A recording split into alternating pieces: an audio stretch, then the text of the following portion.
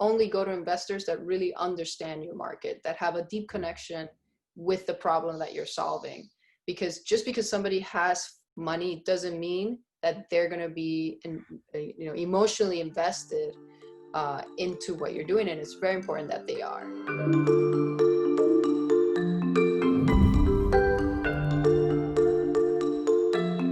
In part one of our conversation with Olivia Ramos, she told us about the complicated real estate development problems that led her to found Deepblocks. In part two of our conversation, she discusses the process she undertook in acquiring funding for her company and some insights on where she sees the most promising technological developments for the immediate and more distant future. Olivia, I'm excited to continue our conversation and now to hear, as a leader of an organization for the last 3-4 years, I'm sure you've faced a few challenges since then, and there's even more to come. And you mentioned this is your first organization that's really got to this point. Is that correct? That is correct. How big is your team at this moment? Right now, we're 6 full-time in Miami and 2 full-time in India. Gotcha. And VC funded or were you bootstrapped? VC funded. So half of our investors are VCs. The other half are real estate development professionals. Got it. Now, looking back from 4 years ago, from where you started in what was the Singularity? Singularity University, yes. Right. What's the difficulty that you had to face and were able to overcome that another entrepreneur can learn from? Yes, absolutely. So raising money is always a very difficult thing, especially if you're doing it for the first time at that scale. I mean, I raised maybe tops $80,000 before I got to Deepblocks. So raising 2.6 million is a completely different conversation. Something that I learned that I think is really useful in hindsight is only go to investors that really understand your market, that have a deep connection with the problem that you're solving. Because just because somebody has money doesn't mean that they're going to be emotionally invested into what you're doing, and it's very important that they are. So if you go to an industry, a VC fund that is focused on your industry, you can be able to pull in their emotion, which increases the likelihood that they'll want to invest in you. Emotion in a way. So emotion, what I mean is they understand the pain points. So for example, most of our VCs have a lot of LPs that are real estate developers. And so it was easy for them to go to those LPs, and the LPs will be like, oh my God, this will totally make a change in our industry. So the same with the real estate developers. We went to them and we're like, if they don't invest in us, like, we're probably not building the right thing.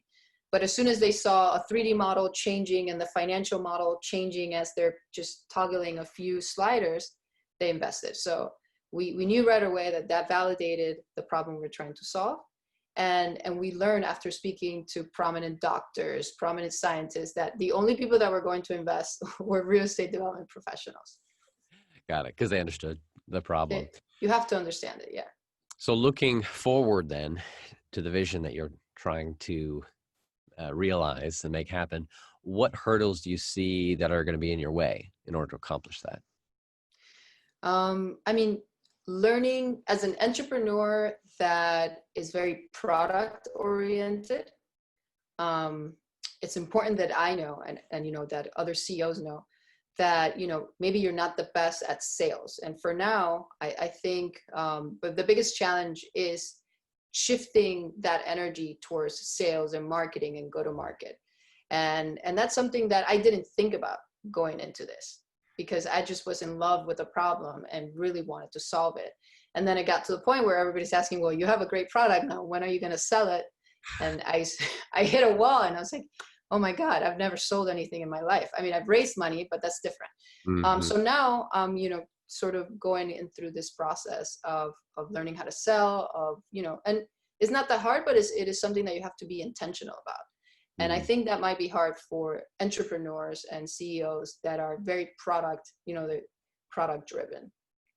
What actionable things are you doing right now to help shift your mind more on sales and to make that happen? It's very simple. It's really just spend my time trying to sell, because I can, distract myself with like, oh, let me make sure the engineers got this thing right. Or, I can really distract myself in that. But if I just focus, 80% of my day in sales is working. Mm. So Your own as long time. as I don't make excuses, exactly. I feel like time management is huge for sales. Gotcha. Putting that energy, shifting it. Don't let your desire to, oh, let me just tinker with the product, but no, focus on Yeah. selling. And that's a daily struggle. I'll say that. Yes. So where do you look for and gain insight and innovation and ideas? What audiobooks or podcasts or books are you reading or listening to right now? So I just finished the book Range. So it's really interesting because it talks about how if you have a diverse background, how if you've done a bunch of things like sports and science and art and technology, you have a better chance of coming up with a solution for the world or coming up with something powerful. And I feel like that really helped us validate. You know, our team came from all kinds of background. Even our engineers were like mathematic majors or, you know, machine learning experts, but like, you know, and then Jeff and I have been, the CEO and I were like in construction and development and architecture. So to come together to this technology, that book by David Epstein, sorry, David. Range. So that's been really helpful. Another book that's helped me on the sales side is Never Split the Difference. Ah, I don't know if you've heard about that book, but it's written by a gentleman who spent 40 years in the FBI as the head of international negotiations for hostage situations. And and it's amazing how many parallels there are in the hostage situation and the sales process. So that book was really cool. And yeah, those are the two most recent reads. got it. I was actually just talking to another CEO startup, and he was reading the same book, and so I started reading it, and it is. Yeah, awesome. So now, for you, looking forward as a tech leader, what kind of tech innovations do you predict overall that we will see in the near term and long term? So near term, the next year or so, and long term, the next 10 years. Well, in the next year, I feel like some of the most powerful things, you know, if things go correctly, will come from 3D printing. You know, there is a lag in productivity and in the factories and the things we're used to having access to. So I think companies, if you know, if I could bet on a technology that could be really prominent, would be 3D printing. If we can be 3D printing, you know, uh, respirators right now, we would not be in such a crisis. So I think I would bet on that technology. Also on VR, we talked about that earlier, because Yeah. everybody's stuck at home. So if this happens, if we're stuck at home for the next 9 months, like I will go on a VR tour of like whatever, like just take me out of here. So that's I think that's another really prominent. I think things that allow us to be happier and resourceful and effective in a remote way will have a big win in the next year or so, depending on what happens with what's going on. I imagine definitely brokers showing homes in a VR setting. You know, that's something that we want to work on. We think that'll be a great extension to our product. So I'm sure somebody's working on that. Yeah. And in the next, you said 3 to 5 years? Yeah, up to 10, so even longer term. Yeah, I mean, it really depends on, I think our impact on the environment is going to have a big Mm. say on what technologies are needed for our cities to be safe. I think from our perspective, getting into a more autonomous type of autonomous building, that if there's an infrastructure collapse, if there's any kind of damage to this aging infrastructure that we have, that we could still live a normal life. That's something that our technology will definitely tackle. How to make a building completely autonomous with like rainwater collection, you know, waste management within the building, resource production. That's something that we're really excited about. And that's why, you know, when people say, what do you want to reduce the cost so much? Like nobody's going to make any money. And I disagree. I think it just leaves a lot of room for innovation, and people will make money there. And that's where they should be making the money, in the innovation, not in like just making a structure.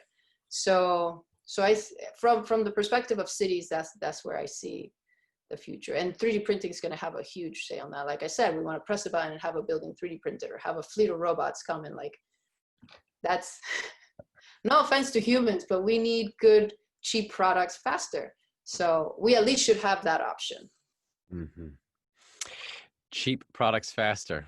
Get rid of the humans so we can make things more efficient, and then we can enjoy our lives and keep innovating. Yeah, or there you go. Maybe you don't have to work that much, or maybe innovation is where most of the jobs will be. Have you seen a company using AI, machine learning, or other technology to transform the way we live, work, and do business? Go to uptechreport.com and let us know.